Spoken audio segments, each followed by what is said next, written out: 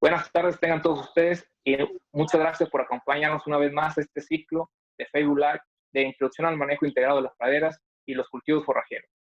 El doctor Isaías López nos estará acompañando en este tema con la selección de la especie forrajera. Él nos estuvo acompañando en el tema anterior de la importancia de los recursos forrajeros y al cual ahora tenemos unas preguntas que nos hicieron llegar en el chat. Doctor, de lo que nos hizo llegar en el chat, de lo que nos hicieron llegar en el chat, tenemos dos preguntas para usted. ¿Cuál es la producción promedio por metro cuadrado del pasto brisanta y qué nos podría decir de los pastos hidropónicos? ¿Qué tal, Rodrigo? Gracias por transmitir las preguntas de la sesión anterior.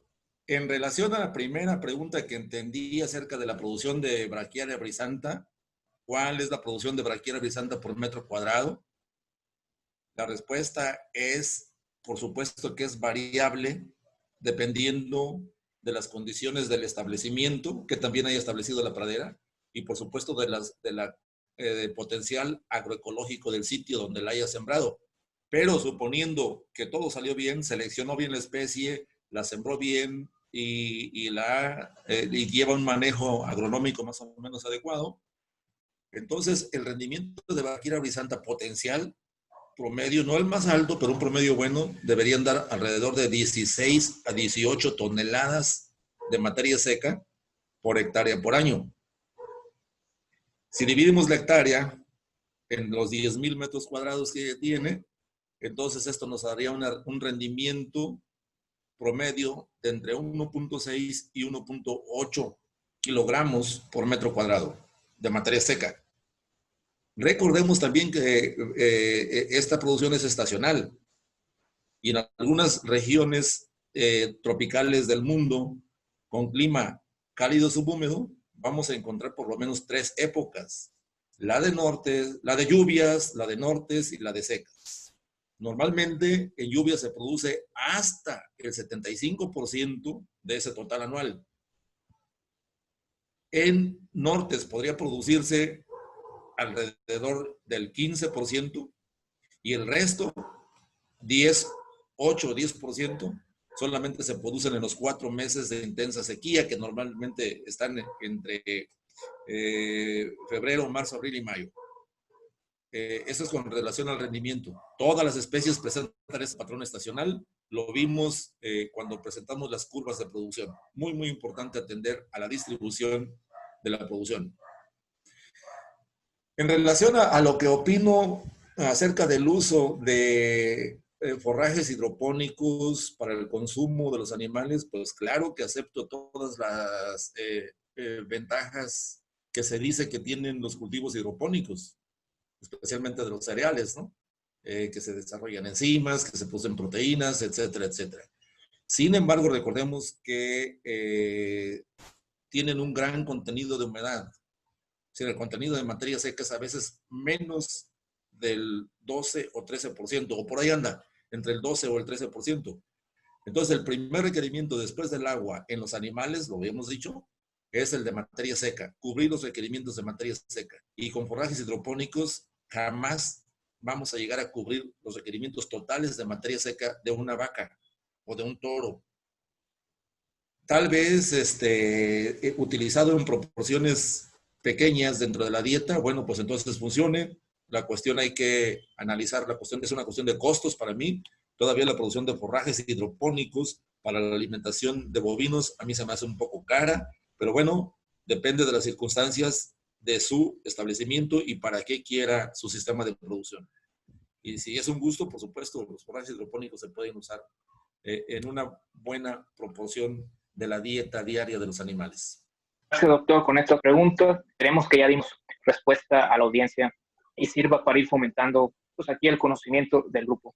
Pues ahora sí, doc, lo dejo y seguimos con el segundo tema de este ciclo de Facebook Live, que es la selección de la especie forrajera. Muchas gracias, doc. Buenas tardes. Esperando que todo el mundo se encuentre bien, reciban un cordial saludo de su amigo y servidor, Isaías López Guerrero, trabajando desde acá, desde casita, en Boca del Río, Veracruz.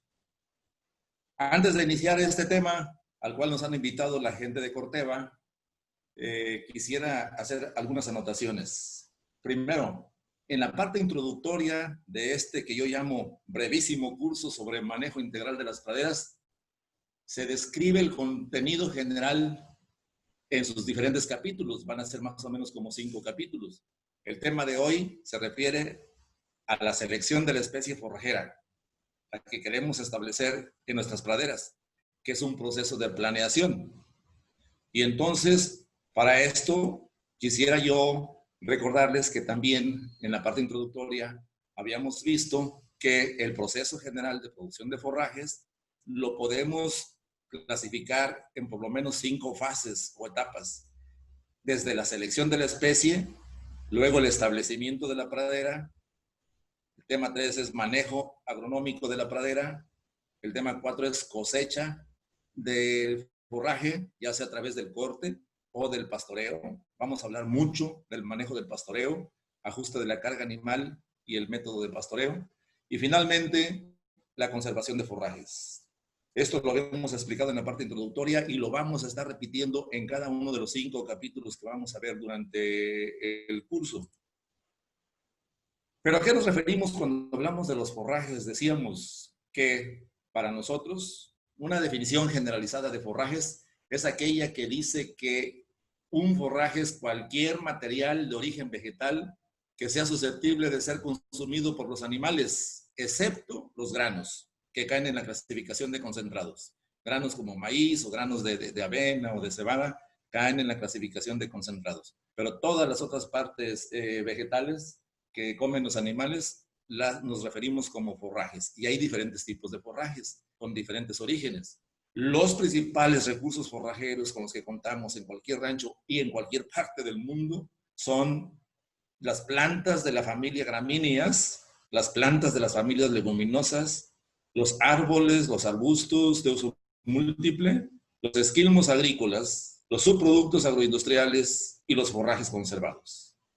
Ya lo habíamos visto en la parte introductoria, si a alguien le interesa podemos repetir el tema, pero bueno, decíamos que básicamente gramíneas son plantas que se clasifican de diferentes maneras para su estudio, pero que a nosotros nos va a interesar mucho la clasificación de acuerdo a su forma de crecimiento, que es ya sea que sean rastreras o amacolladas o erguidas, porque esta forma o hábito de crecimiento realmente es la consecuencia de la fisiología, de la anatomía y de la estructura que tiene cada una de las plantas y de las praderas. Y eso es fundamental para su manejo, tanto agronómico como para manejo del pastoreo. Entonces, grábense, gramíneas o zacates de tipo rastrero, amacollado y erguido, entre otras clasificaciones. Luego, la familia de plantas importantes para proveer animales son la familia de las leguminosas, ahora Fabaceae. Y aquí encontramos plantas de muchos tipos, son más variadas en forma que las gramíneas, que tienen una forma muy característica. Las leguminosas, en cambio, tenemos algunas que son herbáceas, otras arbustivas y otras arbóreas, con muy diferentes formas. Pero lo más importante es que todas y cada una de ellas tienen la característica de que su fruto es parecido a una vaina, o mejor dicho, es típicamente una vaina. Luego los otros árboles y arbustos de uso múltiple es otra clasificación de los recursos forrajeros con los cuales contamos mucho aquí en las regiones tropicales y que sirven como base fundamental para los sistemas silvopastoriles que tanto tienen que ofrecer en el presente y en el futuro. La otra fuente de recursos forrajeros son los esquilmos agrícolas, que creo que en las regiones tropicales nos hemos olvidado de su correcta utilización y los estamos subutilizando o desperdiciando en grandes cantidades, cuando pueden aportar una buena cantidad de forraje para nuestros animales, especialmente durante la época de sequía o la época de estiaje o la época que llamamos de escasez de producción de forraje. El otro rubro se refiere a los subproductos agroindustriales. También en muchas regiones encontramos fábricas que producen jugos o pulpas y que en muchas ocasiones dejan, bueno, la caña de azúcar, por ejemplo, que nos deja bagazos o cascarillas u otros subproductos de las agroindustrias, que también pueden ser utilizados con mucho éxito en la alimentación del ganado. Finalmente, la parte de los forrajes conservados juega un papel muy importante para contar con forrajes ensilados y o enificados dentro del mismo rancho, hechos en el mismo rancho, durante la época de abundancia, para que sean proporcionados a los animales durante la época de sequía. Trátese de lo que se trate, llámese gramíneas o leguminosas, arbustivas o arbóreas, es importante recordar que nosotros necesitamos características especiales para estas plantas cuando las queremos utilizar como alimento para nuestros animales. Dentro de las características más deseadas de las especies forrajeras se encuentran, primero, que sea de buena adaptación a las condiciones del sitio donde la vamos a establecer. Es decir, tiene que ser capaz de adaptarse, vivir, sobrevivir y durante mucho tiempo, persistir durante muchos años en buenas condiciones, bajo las condiciones de suelo y de clima que tenemos en el potrero o en el rancho donde la vayamos a sembrar. La buena adaptación es una de las primeras y más importantes de las características. Luego tenemos que estamos deseando especies que tengan un elevado rendimiento de materia seca, la mayor cantidad de forraje que puedan producir para que podamos nosotros mantener en nuestro rancho la mayor cantidad de ganado posible. Mayor cantidad de forraje producido, mayor capacidad de carga del rancho. No hay de otra. Que tengan buena persistencia a través de los años y de las estaciones climáticas dentro del año. Es decir, que la distribución de forraje no sea tan estacional, que podamos contar con forraje fresco, suculento y de buen valor nutritivo, todavía un poco entrados en las épocas críticas. Que tenga un valor nutritivo elevado. Mucha gente le llama sencillamente calidad, pero yo prefiero, en términos de alimentación, prefiero el término de valor nutritivo. Que tenga un buen valor nutritivo. Y esto depende mucho de su composición química, de la composición química de la especie, de su digestibilidad, de su metabolicidad y principalmente, fundamentalmente, de el consumo voluntario que el animal haga de esa especie. Es decir, mientras más la consuma más ávidamente, que más le guste al animal, seguramente será una mejor especie. Otra característica es de que si la vamos a usar en asociaciones, por supuesto, tiene que ser compatible con las otras especies con las cuales la vamos a asociar. También deseamos que sea de fácil establecimiento y propagación. Definitivamente es mucho más fácil establecer y multiplicar especies que se reproduzcan a través de granos, o sea, de cariópsides en el caso de las gramíneas, que mucha gente llamamos comúnmente semillas, semilla botánica. Es más fácil multiplicar las especies a través de semilla botánica que a través de material vegetativo. Y lo que decíamos hace rato, definitivamente que tengan buena palatabilidad. De nada nos sirve tener forrajes que sean productivos, se adapten y todo lo demás, si el ganado no se los va a comer con gusto, con apetencia. Porque esto tiene mucho que ver con el total del forraje que consumen a lo largo del día, con el consumo voluntario. Y bueno, quizá pudiéramos buscar otras características deseables de nuestras especies, pero sucede que no hay ninguna sola que reúna todas las características. La panacea no existe. No hay el mejor forraje, como tampoco existe un peor forraje. Todo depende de las condiciones de clima y de suelo y de manejo que le vayamos a dar. Entonces, la panacea no existe. Busquemos la especie que más se adapte a lo que nosotros queremos. Y con esto hago una introducción al proceso de planeación en el establecimiento de sus praderas. Lo primero que tiene que planear es qué especie va a seleccionar. La especie que armonice mejor el potencial de su rancho en términos de suelo y de clima, con el potencial productivo de su forraje y con el potencial productivo de sus animales. El que le atine a esta armonización entre el uso del suelo, el uso de las praderas y el uso de los animales, está casi del otro lado, muy cerquita del éxito en las empresas ganaderas.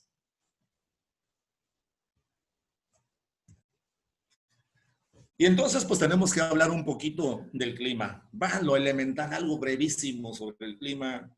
Hay expertos que pueden dar todo un curso sobre esto. Yo solamente les voy a decir que nos referimos al clima en este sentido como el promedio de las condiciones meteorológicas que existen en un lugar determinado. El promedio de las condiciones a través de muchísimos años de registro, de captura de datos y que se pueden sacar las estadísticas para sacar los promedios de precipitación, de temperatura, de radiación solar, de intensidad, de frecuencia de los vientos, etc.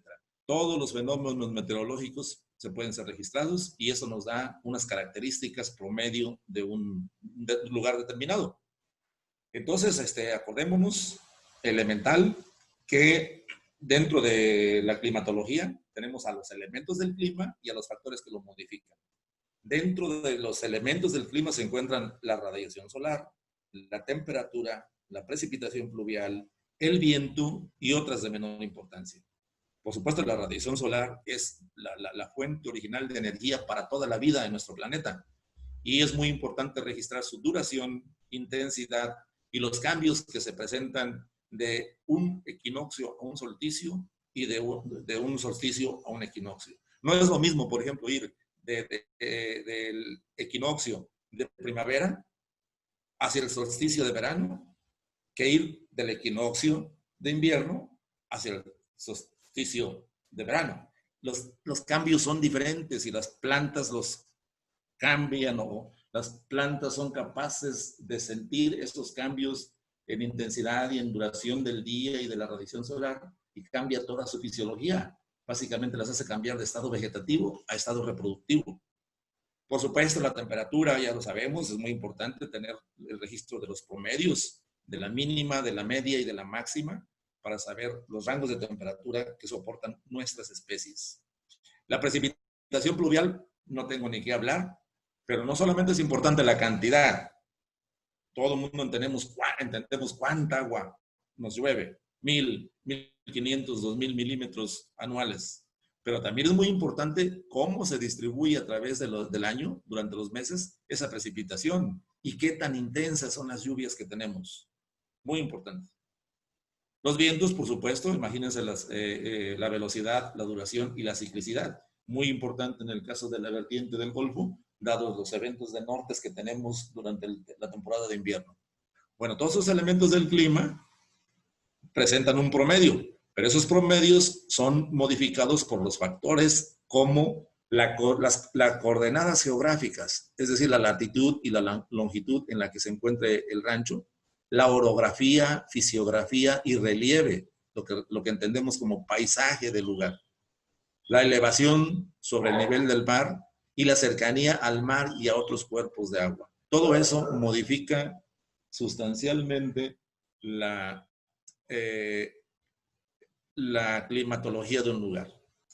Entonces, el clima, por supuesto, que afecta todos los procesos químicos, bioquímicos y fisiológicos, no solo de las plantas, sino casi de cualquier sistema vivo en el planeta, ¿no?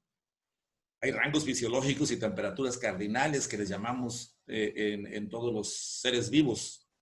En el caso de las plantas forrajeras tropicales, la óptima temperatura para efectos de fotosíntesis la encontramos cuando la temperatura promedio se encuentra alrededor de 35 a 39 grados centígrados para las gramíneas y entre 30 y 35 grados centígrados para las leguminosas. En general, los forrajes tropicales ven afectado su crecimiento a menos de 15, 16 grados centígrados, disminuyen drásticamente su tasa de crecimiento, aunque exista agua, y pueden morir por debajo de los 5 grados centígrados. Esto los hace, estas son las características de adaptación de las plantas tropicales. ¿Okay? La radiación solar, por supuesto, mientras más nos llegue, pues más capacidad tenemos de producir forraje, porque es la fuente original de energía para las plantas y para todos los seres vivos. Entonces, muy importante tener en cuenta las condiciones climatológicas de la región donde vamos a sembrar nuestras plantas. Tenemos, así pues, a lo largo del tiempo, los que se encargan del estudio del clima han hecho clasificaciones. Nosotros, yo creo que la más usada aquí en México es la modificación al sistema climático de Köppen, hecha por García, que considera climas cálidos, templados, fríos, etc. Los cálidos, básicamente los etiqueta, a todos les da una clasificación y en consecuencia una etiqueta que contiene algunas letras y en ocasiones algunos números y varias siglas pues que tienen un significado. Los climas cálidos predominantes en las regiones tropicales y bajas básicamente son de tipo A. El AM Es tipo monzónico, que llueve todo el año, precipitaciones arriba de más de 2.500, 3.000 milímetros, mucho, mucho más. El AF también climas muy lluviosos con todo el año, pero un poquito menos que el AM. Y luego encontramos el AW, el clima cálido, subhúmedo, con lluvias en verano. Básicamente del que yo les hablaba en la parte de introducción al curso, que es al que nos vamos a referir a lo largo de estas pláticas. Praderas, manejo de las praderas temporaleras bajo las condiciones climáticas de la región donde hay AW, ya sea que sea 0, 1 o 2. Cálido, subhúmedo, con lluvias en verano.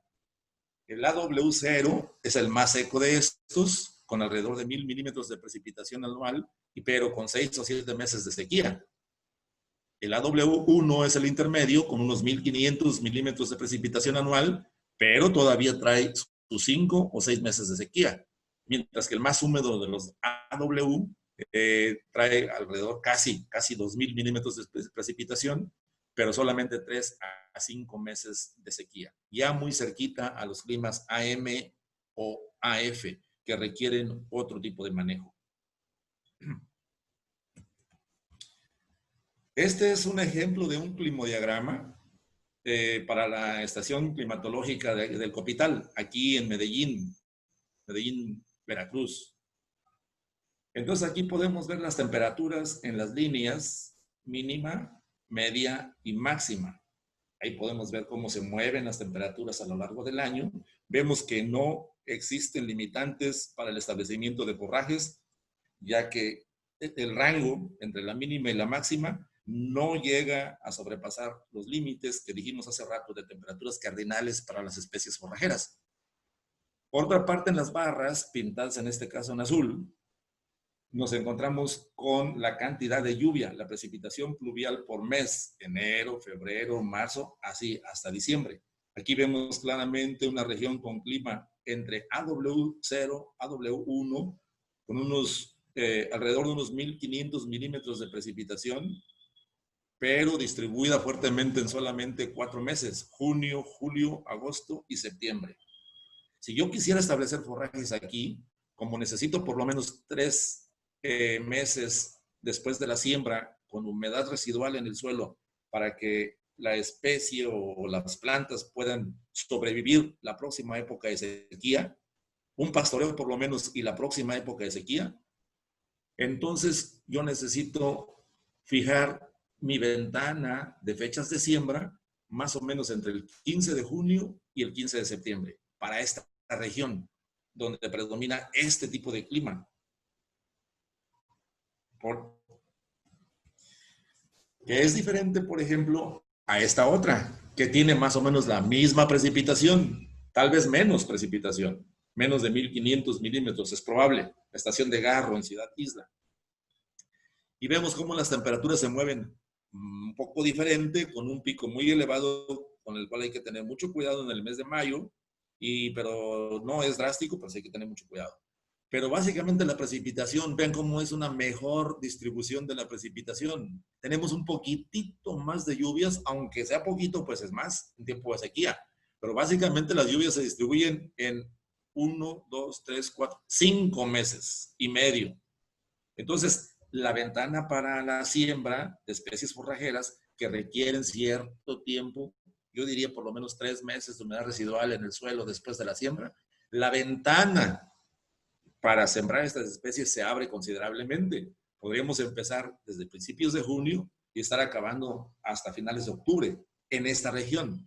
Esta es la importancia de entender los climodiagramas y entenderlos y compartirlos también con la gente que tiene experiencias por ahí en el rancho y que nos indiquen, que nos ayuden pues a tomar la mejor decisión para el establecimiento de nuestras especies. Nomás recuerden, necesitamos por lo menos o alrededor de unos 3 meses de humedad residual después de la siembra para que nuestra especie germine, crezca, emerja nuestra plántula, crezca nuestra planta, se desarrolle y lo deseable sería que ya alcanzara a terminar hasta completar su madurez fisiológico. hasta que asemille la especie en el mismo año de la siembra. Cada quien busca su estrategia de acuerdo a las condiciones del clima que tenga. En relación al suelo, bueno, pues ya todo el mundo lo sabemos, por lo menos, casi todo el mundo, pues está muy consciente de la necesidad que tiene de conocer mejor esos suelos, puesto que es un recurso invaluable, vaya. Es un recurso perenne, es un recurso que recibimos de nuestras generaciones anteriores, no es nuestro y lo vamos a tener que heredar a nuestras futuras generaciones para su productividad, para que produzcan sus alimentos. Espero que los entreguemos mejor de como los recibimos. Pero para efectos de esto de establecimiento de praderas, por lo menos deberíamos de conocer nuestras características físicas, nuestras características químicas y la fertilidad. Pero no más o menos, o sea, me dijo fulano que este suelo es fértil. No, con datos crudos que provengan de un laboratorio, donde nos digan, por ejemplo, cuál es la textura que tiene mi suelo, la estructura, el contenido de materia orgánica, dentro de las características químicas. ¿Qué tipo de reacción tiene? Es importantísimo el pH. Luego hablamos, si quieren, específicamente de estas cosas. Muy en especial de la importancia del pH o la reacción de cualquier sustancia para la promoción de los productos de la reacción. Y el suelo, pues obviamente es una sustancia que tiene un pH y es muy importante para el aprovechamiento o no de los nutrimentos que tiene el suelo. En fin, podríamos hablar un buen rato de las características físicas y químicas del suelo, pero no es el propósito de esta plática. Por otra parte, también sería muy bueno que conociéramos el perfil del suelo. ¿Cuántos horizontes tenemos? ¿Qué tan profundos son? ¿Qué tan grandes son? Nuestro horizonte orgánico, 0, nuestro horizonte A, el B, el C. Por lo menos que sepamos cuál es la profundidad de nuestra capa arable para poder recomendar ciertas prácticas como el barbecho o no, dependiendo de la profundidad de esta capa. Y la profundidad de los horizontes, el drenaje del suelo, se encharca, no se encharca, ¿qué vamos a hacer si se encharca? Y bueno, sería interesante por lo menos conocer algo de su génesis y clasificación. Todos estos valores combinados nos dan un índice de fertilidad.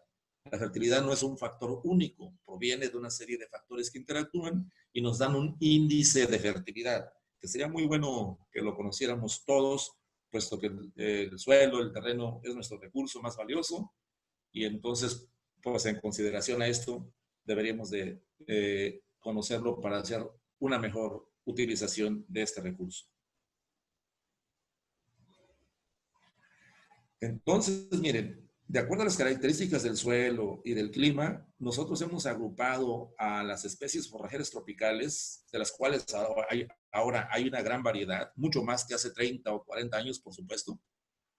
Es necesario agrupar a todas estas especies en categorías de acuerdo a las características del suelo y del clima que ellas pueden soportar. Y aquí tenemos 5 grupos fuertes.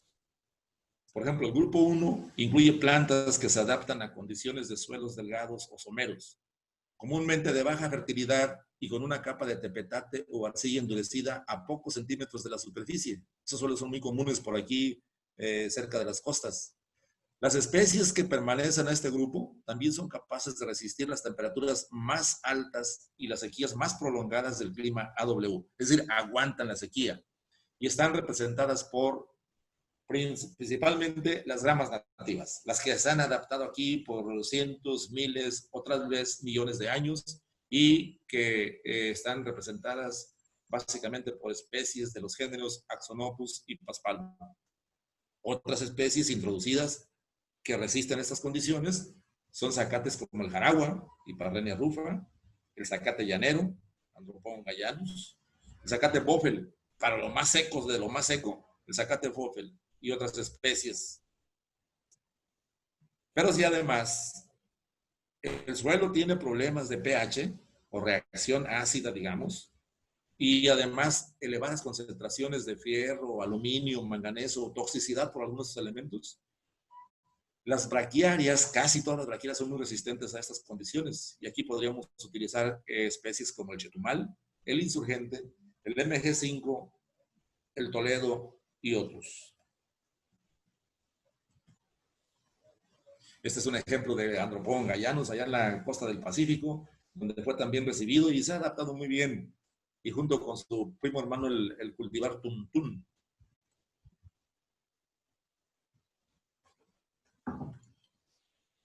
Siguiendo con el proceso de seleccionar la especie para mi rancho, tenemos el grupo 2.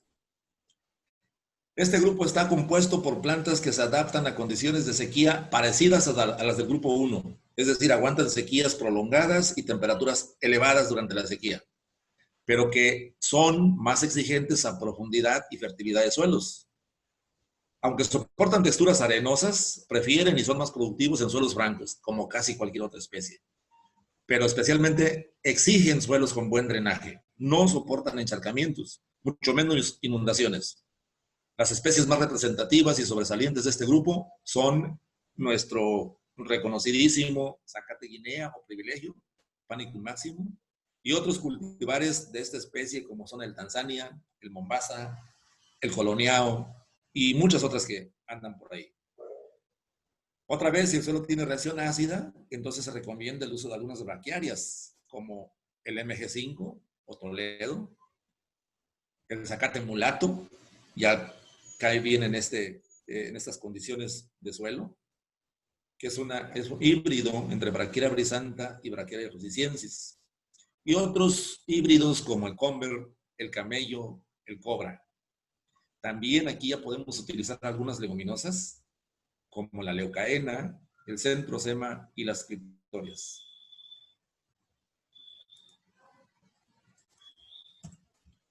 Este es un ejemplo de una pradera jovencita, primala, como le llamamos a veces, nueva, de zacate Tanzania.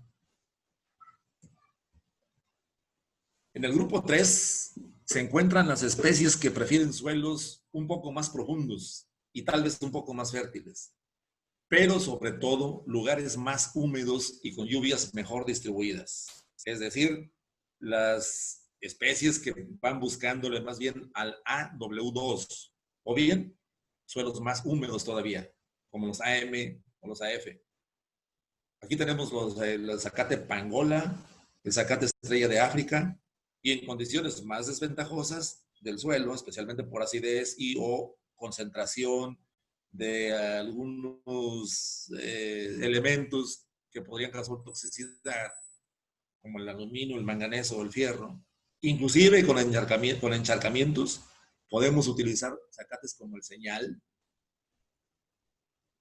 el mulato 2, el caimán, el mestizo, el piatá. Son buenas opciones para estos lugares.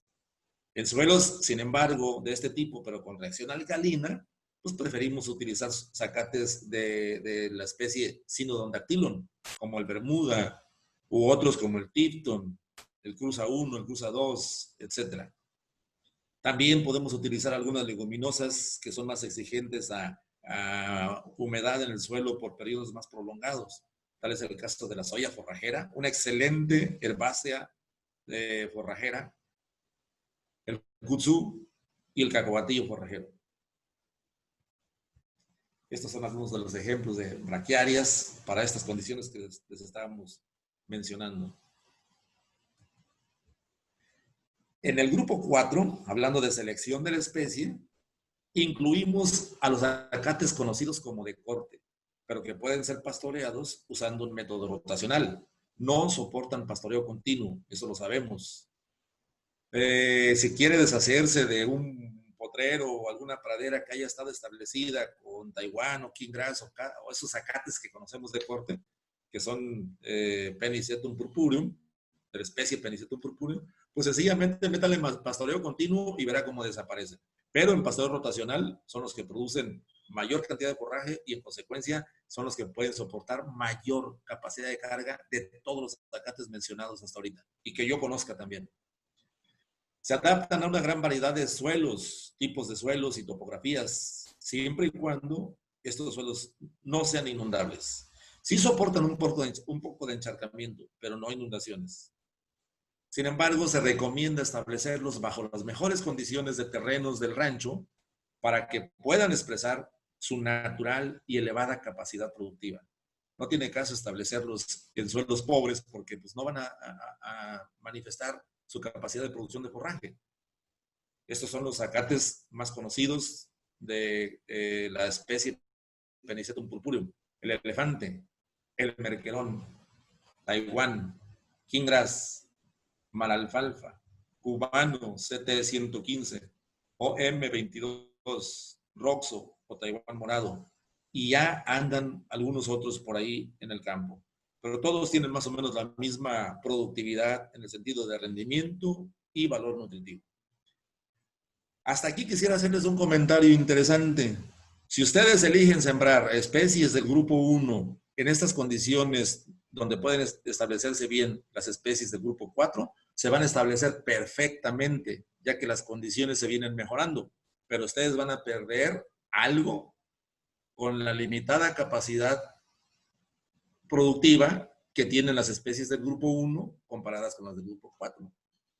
De la misma manera, a la inversa, si ustedes se llevan especies del grupo 4 como zacates de corte a las condiciones del grupo 1, que son mucho más difíciles, pues sí se les van a establecer y les van a persistir 1, 2 o 3 años sin manifestar su potencial productivo. Entonces se les van a desaparecer, es lo más seguro, y esto es una pérdida de dinero, es uno de los grandes problemas que tenemos en el trópico mexicano, que hemos visto que es una práctica común de estar sembrando y resembrando praderas casi cada año. Esto es una pérdida de dinero tremendo. Nosotros en forrajes hablamos de especies perennes que deberían permanecer productivas por lo menos 10, 20, pero idealmente 30 o 40 años en estado productivo. Especies forrajeras perennes para que puedan pagar por lo menos en 10 años el costo de establecimiento. Pues sí, estos son algunos pastos de corte de los que hablábamos. El Roxo, el Taiwán, el malalfalfa, el OM.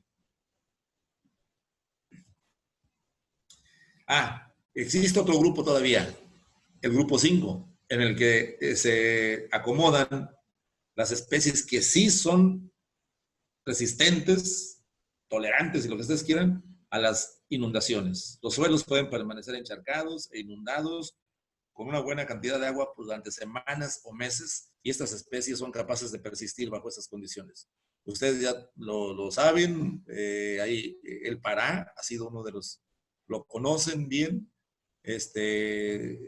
quizás sea el zacate más común para las regiones inundables con agua dulce, es decir, cuando los ríos se desbordan. El Pará es... Recientemente ha surgido también para esas condiciones el zacate pantano o grama de agua, que es un Hymenagne SP. Y para las regiones inundables con agua salobre, que más o menos se desbordan las lagunas, el agua está un poco salada y nos deja esos efectos en el encharcamiento y a veces hasta en el suelo, tenemos el zacate alemán, Echinoploa polystachya. Y bueno, entra también en cualquiera de estas condiciones a jugar bien el zacate de Chetumal, Brachiaria humirícola, el camalote, que es una especie nativa, y un zacate que se ha utilizado poco, pero espero que sea más difundido, que lo llamamos limpogras, limpogras y muchos otros cultivares, pertenecientes a la especie Hemartria altísima. Pues hasta aquí con la selección de las especies para nuestras plantas. Aquí están zonas inundables muy, muy especiales bajo nuestro paisaje tropical, estas áreas inundables. Hay que tenerles algo de respeto. A veces son hasta un poquito peligrosas. Pero obviamente en tiempos de sequía, esos bajos son una chulada. Hasta ahí entonces con lo de selección de la especie. Sin embargo, quiero decirles que hay que tener mucho cuidado, por supuesto, con informarnos también de que la especie que ya hemos elegido presente un alto rendimiento de forraje, tenga un buen valor nutritivo y sobre todo que sea muy palatable, que el ganado la consuma con avidez. Y en este sentido, pues ya hay mucha información, hay muchas instituciones a las cuales les agradecemos los estudios que han hecho de introducción y evaluación de especies forrajeras desde hace muchísimos años. De ellos hemos encontrado cuadros comparativos de rendimiento y de producción animal, no solamente en México, en todo el mundo, ¿no? Pero México tiene sus estudios, ¿no? Entonces, en relación a las leguminosas, que no las hemos tratado hasta ahorita, bueno, pues también existen algunas que son adaptadas a las regiones tropicales, también requieren ciertas condiciones de suelo y de clima, como les decía, son un poquito más sensibles, son especies de metabolismo C3 comparadas contra las gramíneas o los zacates tropicales que son de metabolismo C4, que presentan una mayor tasa de crecimiento del cultivo, crecimientos más acelerados, producciones y rendimientos mucho más altas, las zacates que las leguminosas.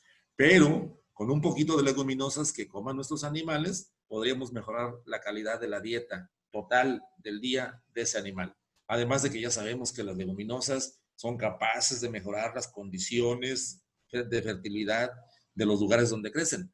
Fijan nitrógeno de manera biológica en una simbiosis que hacen por ahí con Rhizobium y todo eso. Un tema muy bonito, muy apasionante, muy largo también, que lo tratamos en otra ocasión. Pero lo que quiero decir con esto es que el punto de esto es que ojalá empezáramos a utilizar mucho más en nuestros potreros, ya sea en asociaciones o en bancos de proteína, a las especies de las leguminosas con las que podemos contar, tales como el cacahuatillo, la clitoria, el kutzú, el centrosema, el guaje, la gliricidia, o sea, el cocuite. Tenemos herbáceas excelentes, forrajeras tropicales, leguminosas como la soya forrajera, Neonotonia wicti, no la soya de grano, la soya forrajera. Ojalá se las pudiéramos utilizar un poquito más de nuestros potreros. Producen menos forraje que las, como habíamos dicho, menos forraje por unidad de superficie, menos toneladas de materia seca por hectárea, pues, que las gramíneas, por lo tanto, tienen menos capacidad de carga. Por lo que decimos que la capacidad de carga, o sea, la producción se la dejamos a las gramíneas y la calidad se la deberíamos de dejar a las leguminosas. Pues hasta ahí, solamente para terminar con algunas consideraciones finales, ¿no? La selección adecuada y el establecimiento oportuno de su pradera le permitirá cultivares o praderas o potreros vigorosos, productivos y persistentes. Vale la pena que planee todas estas actividades, empezando con la selección de la especie y después con el establecimiento. Más vale hacerlo, establecer bien una pradera hasta el año que entra, que andar haciendo cosas a la carrera de pronto porque ya se vino el agua y porque se vinieron algunas oportunidades y las queremos aprovechar. Más vale empezar a planear bien las cosas porque la pradera pues es la productora de forraje y los forrajes son la principal fuente de alimento de nuestros animales. Y en consecuencia, mientras más forraje tengamos, más carga podemos tener. Mientras mejor calidad tengan nuestros forrajes, mejor comportamiento productivo de nuestros animales, sin duda. Entonces vale la pena planear todo esto. Y insisto, el que logre armonizar el potencial del suelo con la especie forrajera que va a utilizar y luego la especie de ganado que va a tener en su rancho, creo que estaría del otro lado en el sentido de lograr el éxito de su rancho ganadero. Hay muchos sitios, hay mucha información. Afortunadamente hoy en día vivimos en la era de la información. Estos son algunos sitios que les pudiera yo proporcionar, ¿no? Infocantor, la página del CIAT, Centro Internacional de Agricultura Tropical, tiene muchísimo que dar en cuestión de forrajes. La página de Tropical Forages, la página en términos de clima y de agua, precisamente de la Conagua.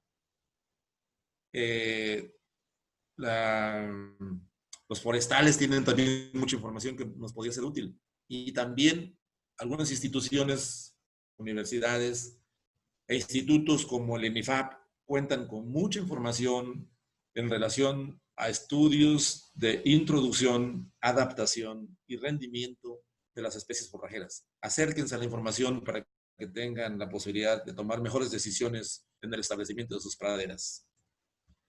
Con esto les doy las gracias por su atención. Gracias. Buenas tardes.